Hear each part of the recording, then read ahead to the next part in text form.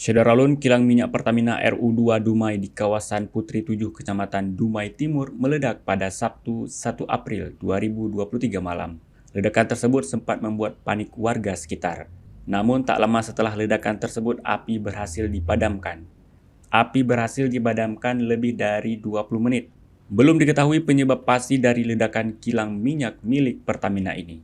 Akibat insiden ini, 9 orang mengalami luka-luka. Diketahui ledakan keras terjadi dari kilang Pertamina RU2 Dumai di Jalan Putri 7 terjadi sekitar pukul 22:40 waktu Indonesia Barat.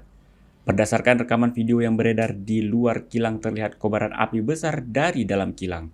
Jarak getaran akibat ledakan di kilang minyak Pertamina Kota Dumai itu terasa hingga radius sekitar 7 km. Dipastikan akibat ledakan ini tak ada gas beracun yang membahayakan masyarakat sekitar.